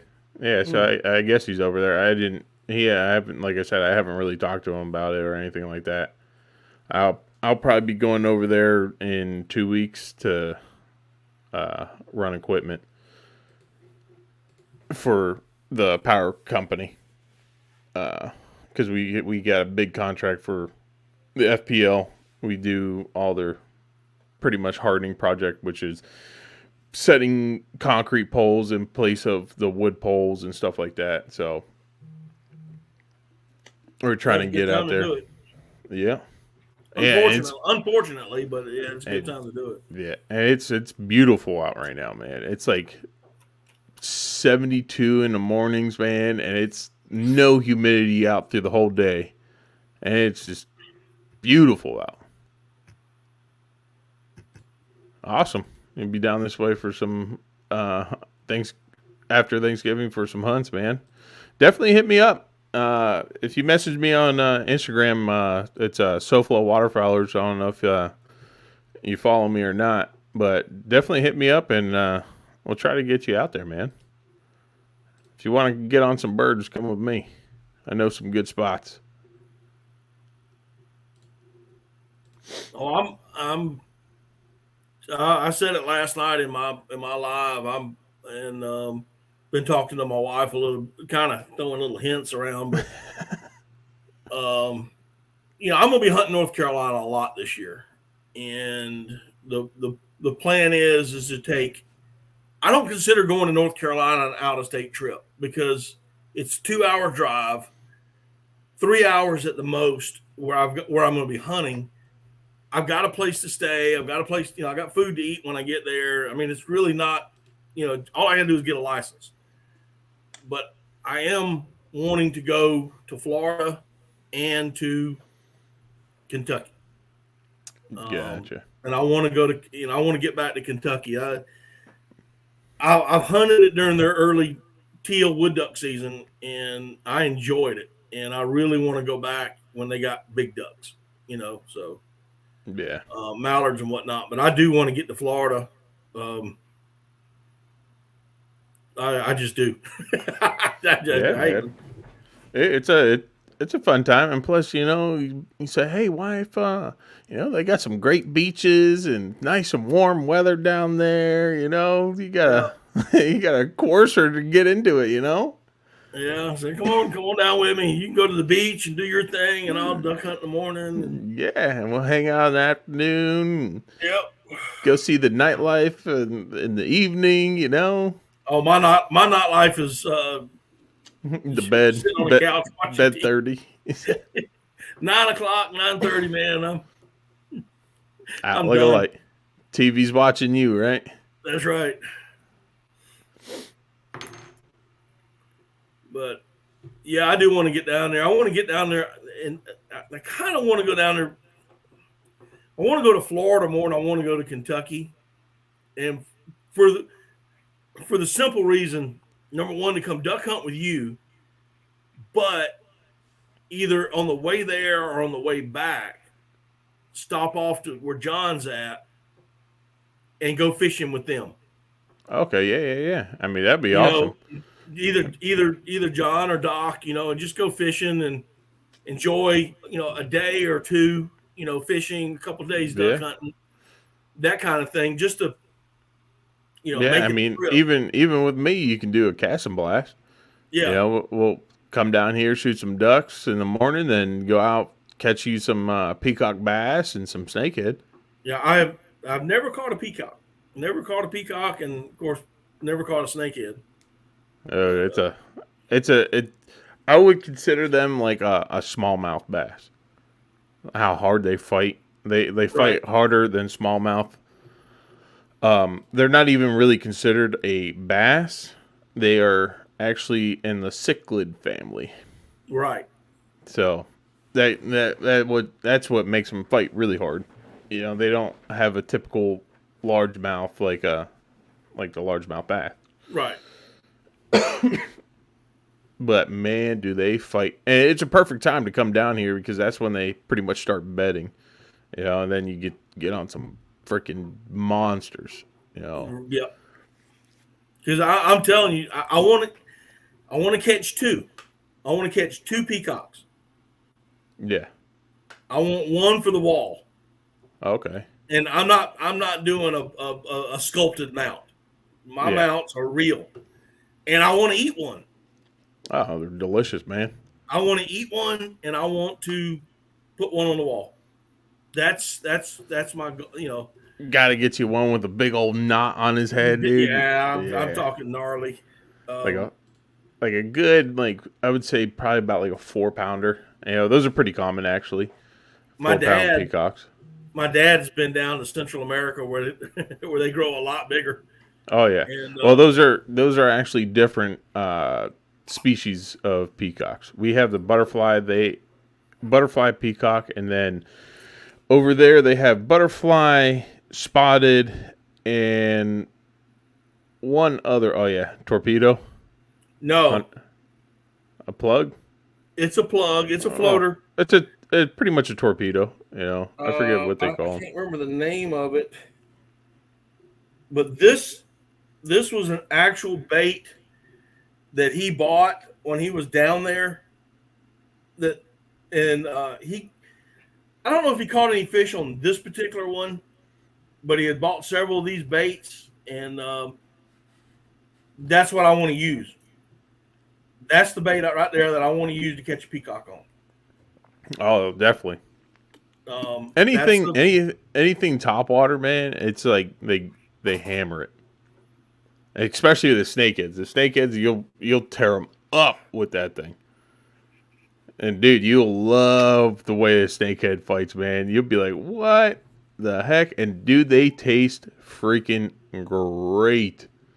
You'll be surprised how good that warm water, freshwater fish tastes. Really? Oh yeah, dude. I compare it to a mahi and a snapper. You mean a dolphin? Yeah, dolphin, Okay. mahi, dorado, whatever you want to call it. I'm old school. I eat flipper. I also eat manatee. I wonder how they would taste on a grill.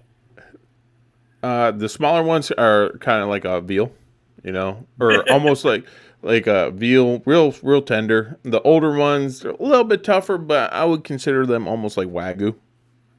Oh, really? Yeah, real fatty, real good on burgers. Yeah,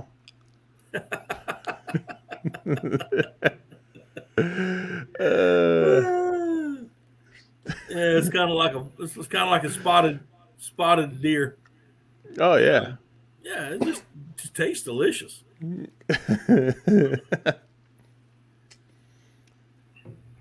The younger the tender. That's right. It's like whenever we shoot a pregnant sow, with Oh yeah, little oven poppers. Yep. They're the first ones that get those first ones that go on the smoker. Oh yeah, bone and all, baby. That's it. Just take a Prime blowtorch to rib. it.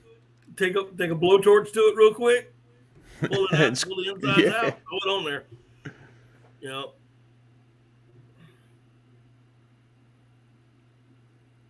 Bear sticks. Bear sticks. Nice. Yeah. Do you have any All right. sandhills up by you? Sandhill cranes? Sandhill cranes. Yeah. We do get them. Not many anymore. Of course, you can't hunt them here. But we do get them. I've seen them. I've seen them in certain spots. They don't congregate like they do other places, but you'll see, a small flock of 7 to 15. Okay. I bring that up because Grant said prime rib, and they are they're yeah. rib eye of the sky, brother. They are delicious. Between those and speckle bellies, I think sand. In my opinion, sandhills taste better, but when it comes to geese, it's all specks. Specks are the best tasting. Gotcha. Yeah, I never tried. Lewis is supposed to send me down that goose meat, but I want to make a pastrami out of it, but still haven't received it. I don't know when he's going to send it, but definitely want to try that. I haven't tried it. I haven't tried speckle belly. We have a very good population of sandhill, and have a tendency to run out into the road.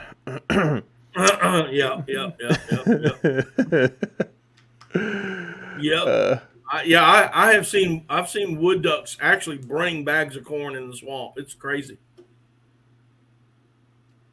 Yeah. Oh yeah, they'll hook them. Because they got claws on their feet, and they'll. No, it's not the wood ducks. Those are the mandarins, because they know they're the magical ones. Oh, the mandarin. Yeah, that's another one on my list. Yeah. There's one shot in the STA 2 seasons ago.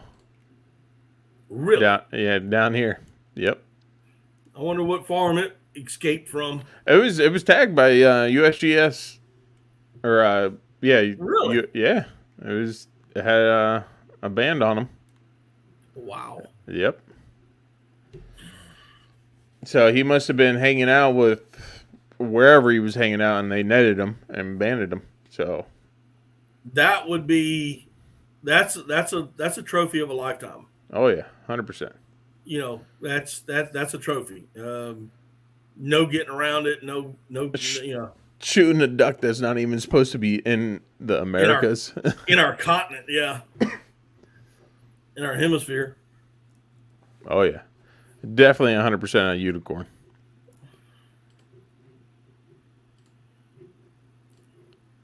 But yeah, man.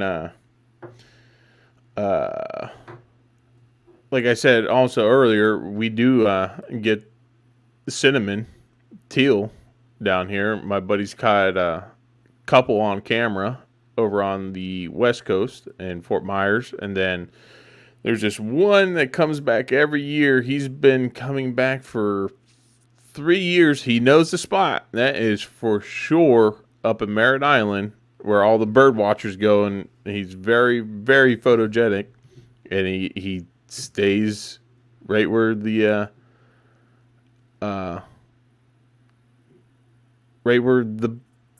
photographers are, the bird watchers go in the no hunting zone. And we have Big Tiny backstage. I am going to bring on Big Tiny. Welcome, sir. Welcome. What's up, Hey Tiny? guys, how's it going? How's it going, man? Oh, living a dream. Nice to meet you, man. First time ever meeting you. Yeah. Oh, so who's gonna? You're gonna do. Stoflo's gonna do the wild boar hunt. So I got that guide coming up here, and then Daddy's. When are we going duck hunting, Daddy? I'm just wondering. I don't know, man. I don't know. I know that you're in PA, right? Yeah. Yeah. Let me know. Let me know when Lake Erie freezes up. That's when it'll be good. Yeah. When you can ice skate from one side to the other, let me know, because that's when we're gonna get some ducks. Oh yeah. Nice. You come up this way and hunt, do you? I have never been in, never hunted PA at all. Where in PA I've are hunted. you at? Actually, it's considered Northwest PA. Oh, okay. Do you know where Clarion, Pennsylvania is at? No, I do not. I was Well, over in Pittsburgh area. okay, well, I'm about 2 hours northwest of Pittsburgh. I'm up in the big Yeah. ones. Cook's Forest. Trying to think where another one. There's no real big towns. I'm so far in the woods. We used to brag that my wife used to brag. If it wasn't for the one store, we'd have to travel 30 miles to get a gallon of milk. So, yeah, Way out there. yep. It's not quite that bad anymore, but at one point it was. Yeah. I hear you. Yeah, I think that's kind of where, because my old neighbor, he's a family friend of ours. That's where he goes black bear for black bear hunting, Yeah. or kind of like Central PA. Mm-hmm. Crap, I can't remember the name of the area, but he used to always go up there. And there's Center County. I think so. Yeah, I think Yep. that's what it is. It sounds really familiar. And Yeah, it's center, but the R and E are actually switched up, so it's CENTRE. and gotcha. So, Yeah, Pennsylvania spelling, yins and y'alls. right. Yins, yep, no, yins. Yins and yins. The washing machine. Yep. Yeah. Yeah. Yeah, and he sent some black bear down to me one time. It was a good old blueberry black bear. Man, that thing was actually really good. I was surprised. Yeah, I actually got one here. Well, tomorrow will be 3 Wednesdays ago up in the Adirondacks of New York. Oh, really? Yep. Nice, So, man. yeah, it's on my YouTube, my channel and stuff. I did a New York 2022 hunt. So it was crazy though. It was the first day we got there was a Monday and it was raining, but it had stopped, so we set up camp and we went out and got everything set up and we went out to hunt. Well, the skies opened up and we just got soaked. Yep.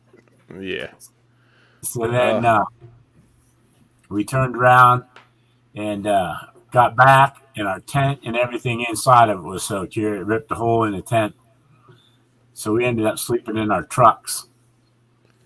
All right, Grant. Have a good night, man. Oh, yeah. That's usually a fun time. And you said that the hunt ended up pretty well, didn't it? Oh, yeah. Yeah. Oh, yeah. The next day, we got soaked again in the morning. So I was like, dude, I only brought like 3 pair of change of clothes because, and I said, so we're going to have to go into the laundromat. So we went into the laundromat and dried some of our clothes and then turned around, went back out that night and got soaked again. Oh, man, you couldn't win that one, huh? No. So then the next day it finally broke, and we got up, and I actually made a video, and it was so dark when I got up that I had the camera, my phone on me making this video, and all you can hear is me, blah, blah, blah, blah, and stuff. So I had to throw it in there because I thought it was funny. Yeah. But I was just mumbling.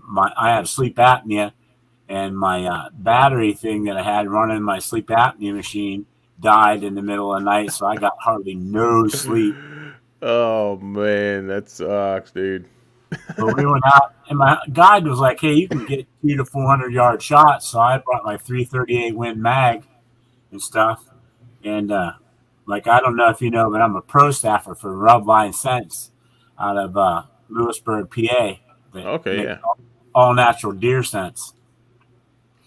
And I was like, hey, I'm going to try and make a mock scrape and put up one of these new things called a buck cage and stuff. And then basically what it is like a little kid Skittle bottle. And you put a half an ounce of scent in there. And inside this rubberized cage that goes in there, there's these little beads. And they soak up all that deer urine. And then you just take it and you hang it on a tree. And you slide the little sleeve down so you don't get deer scents all over you. But that's another long story. But yeah, I went up and I was so tired. We got set up at a place that I thought would be cool. I mean, we'd actually seen bear scat the day before, and then that morning, and then that afternoon, or that day we went out, the third day, we found some more, and I was like, I think we're going to be lucky, man. He says, yeah, I think so too. I said, that's 2 days in a row. And he said that the weather's breaking and everything like that. Well, I was sitting there. He was about 5 yards from me. And I was sitting on my seat, and I started to nod off like this. And I woke up, and it was like, I looked at him, and he was laughing at me. And he said, all of a sudden, my eyes got really wide. And here I was looking at him, and right beside his head, I could see the bear coming. Nice. And it was like 15 yards from him. And I was like, dude, can you duck down? Because I was just going to stand up because the bear was so close. And he was like, no. Because he's 62 years old. So I was like, okay. So I went and kind of leaned forward, and he started to turn, and I seen him pull up his gun, and I leaned far enough forward that bear stepped out, and she was 5 feet from that mock scrape that I had made on the ground. She smelt that. She never seen us, never smelt us or anything. Knock on wood for scent thief that I use. I just leaned over like this and went wham! And she jumped down over the bank. She didn't even go 25 yards. But I was like, holy crud. We rolled her over in a big, huge hole. She was 7 yards away. Wow.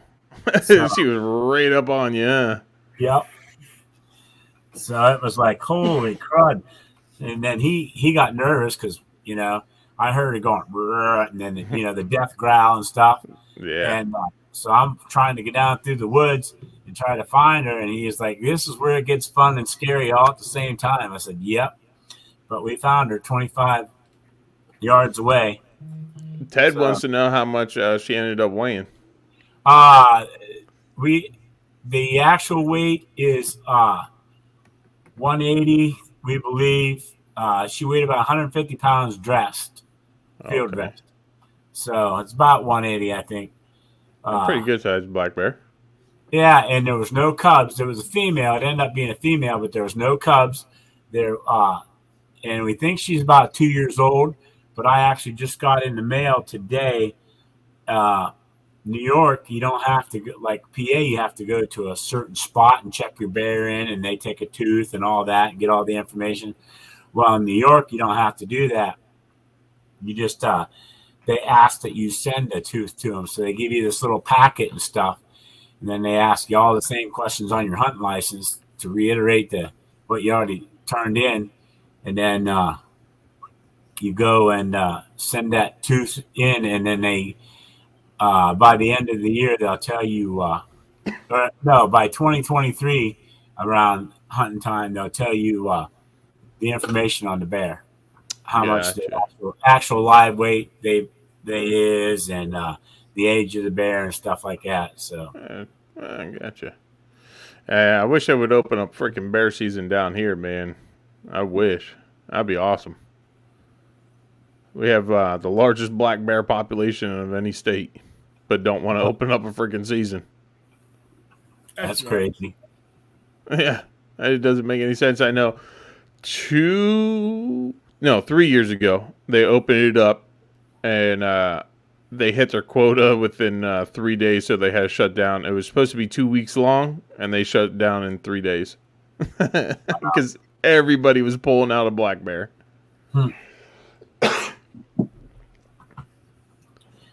Well, that just meant that they just need to reorganize and do like a drawing. Like we have elk in Pennsylvania. I don't know if you guys do that. And we actually had native elk, and then they shot them down and almost to the extinction, pretty much. And then they brought 177 in from out west and then introduced them. And then in the, what was it, like the 50s or 60s, they were down to 50, and they didn't have any season or anything like that. And now with all the they turned all the strip mines into big, huge fields and stuff for these elk, or this elk federation and stuff like that. And we now have over 700 elk in that area. Wow. And they actually give, it's roughly 50 a year that they allow. You can go archery hunt, you can rifle hunt, you have to pick different areas and stuff like that. But yeah, it's like 50 to 75, but there's a drawing that's done every year and stuff. So it's pretty cool, but it's amazing. And hey, I ain't bragging or nothing, but you ought to have to check out my channel here soon. Yeah. I was just up in the area and made a video and stuff. So yeah, well, I'll definitely check it out. I know I'm subscribed to you. Yeah. Yeah. You talking about black bears. It's been, and Andy had posted something that they needed on our coast as well. But I don't know, maybe 4 years ago, I was doing some work and I had an accident reconstruction that I was doing.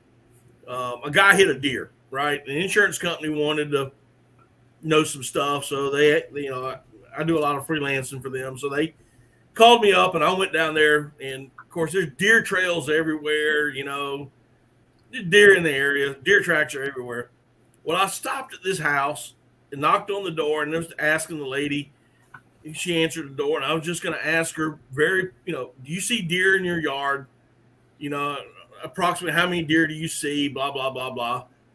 And she looks at me and she goes, "Sir, you need to come in my house right now." I said, "No, ma'am, that's okay." She goes, "No, you don't understand. You need to come in my house right now."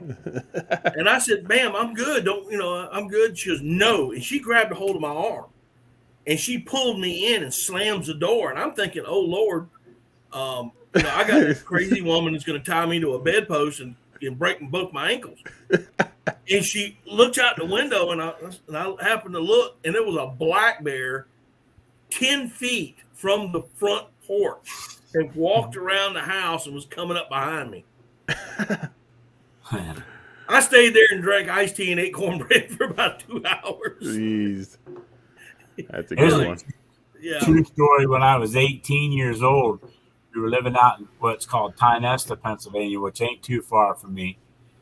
And they had tagged a bear that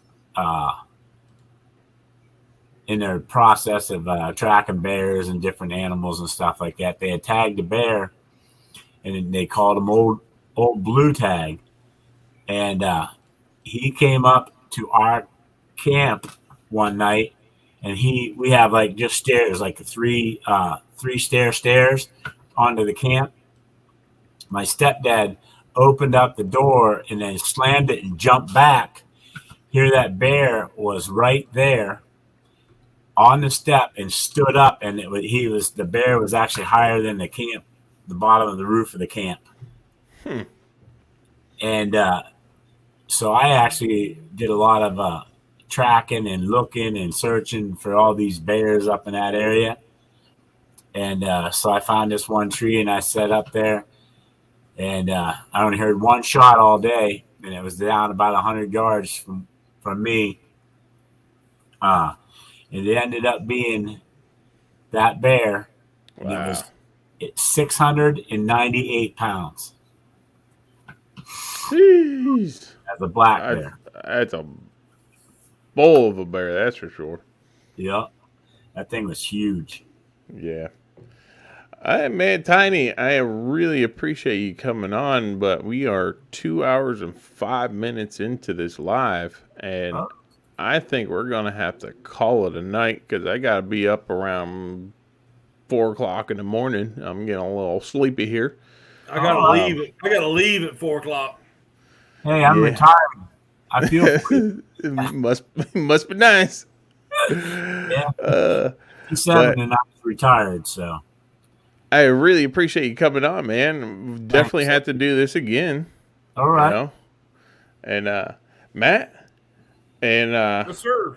Everybody in the chat, I appreciate y'all coming in and giving thumbs up and everything.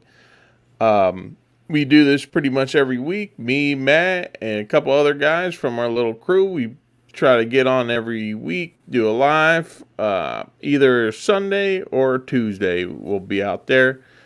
So guys, please hit that like, share, subscribe whenever you see us on here, and have a good night, gentlemen. All right, y'all have a great night. Y'all take care. Billy, Rick, y'all be good. Y'all have a good one. See ya.